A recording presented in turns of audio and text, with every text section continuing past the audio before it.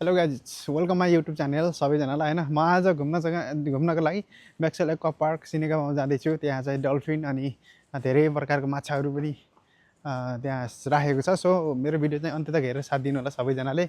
अनि त्यहाँको मैले सबै क्लिप्सहरू देखाउने छु होइन, अन्त्य तक हेर्नुहोस्। हेलो गाइज, म यहाँ चाहिँ फाइनली आइपुगेँ होइन। तपाईँहरूलाई मैले यहाँ देखाउँदैछु धेरै डिफ्रेन्ट टाइपको माछाहरू होइन। त्यहाँ डल्फिन सो पनि मेरो यहाँको भिडियो हेरेर साथ दिनु होला सबैजनाले। तपाईँलाई मैले यहाँसम्म आएर दुःख गरेर भिडियो बनाएको छु युट्युब च्यानलमा। सो मेरो भिडियो अन्त्य तक हेरेर सबैले साथ दिनु होला। र तपाईँलाई मैले यहाँको थोरै हिस्टोरी पनि भन्दैछु, सुनेर हेरेर सबैजनाले साथ दिनु होला है। यहाँ चाहिँ धेरै प्रकारको माछाहरू यसरी घुम्ने फिर्ने गरिरहेको छ होइन।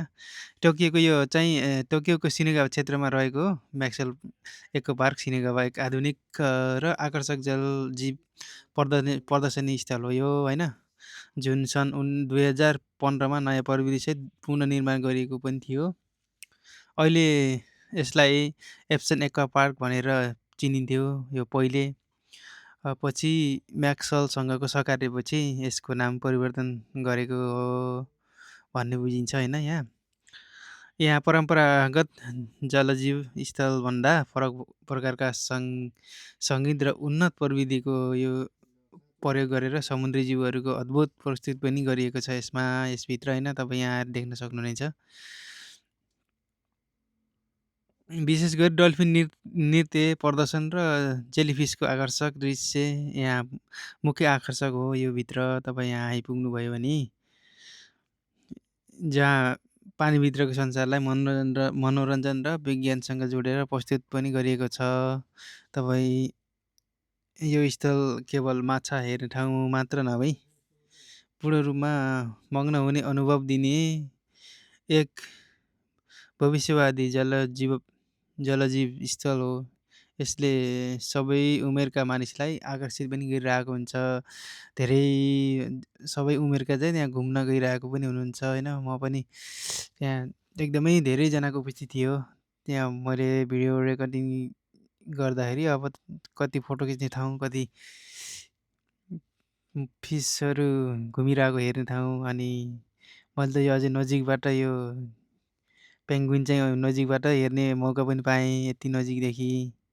सो तपाईँहरू पनि एकचोटि त्यहाँ गएर भिजिट गर्नुहोला, मनोरञ्जन गर्नुहोला। तपाईँहरू त्यहाँ गइसकेपछि एकदम मन फ्रेस हुन्छ।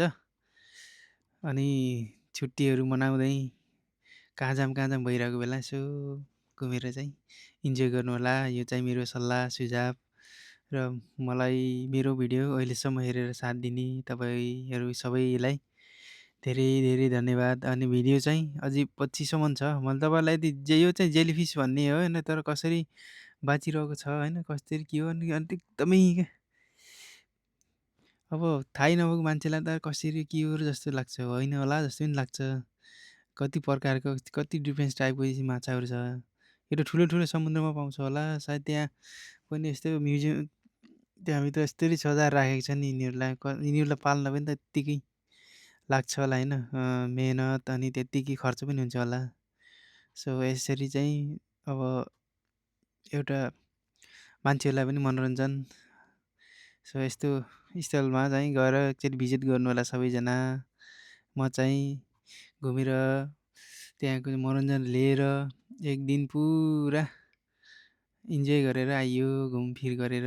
त्यहाँको स्पेसल्ली अझै डल्फिनले चाहिँ एकदम के बुझकारी कतिसम्म बुझ्दो रहेछ, मान्छेले भनेको चाहिँ खट्याक खट्याक गर्ने कि यस्तो। यो चाहिँ एकदमै राम्रो लाग्यो मलाई। सो तपाईँहरू पनि एकचोटि गएर हेर्नुहोला। यो सिनेगावा स्टेसनको लगभग 5-7 मिनट जस्तो छ। त्यहाँदेखि 9 मिनटदेखि तर एकदमै अगाडि छ। स्ट्रेट जानुहुने भयो भने तपाईँले सिधा जसलाई सोधे पनि भनिदिन्छ होला सायद यो पार्क चाहिँ, तर धेरै नजिकै छ। र तपाईँ चाहिँ एकचोटि गएर हेर्नुहोला। मेरो चाहिँ यो तपाईँहरूलाई अनुरोध। र तपाईँहरूको छुट्टी पनि राम्रो हुन्छ, इन्जोय हुन्छ। दिन गएको थाहै हुँदैन, यता हेर्दा उता हेर्दा सबै कुराहरू हेर्दा हेर्दै दिन कतिखेर जान्छ भने पत्तै हुँदैन। अनि यस्तो पनि हुँदो रहेछ, कोही घोडा जस्तो होइन, कोही के जस्तो त्यो आफूलाई चाहिँ यस्तो लाग्ने क्या के हो यो होइन, त्यस्तो टाइपको के। सो तपाईँहरूलाई पनि वेलकम छ।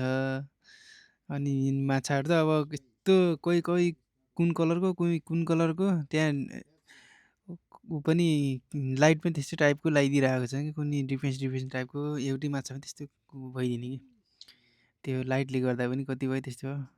So welcome, thank you so much for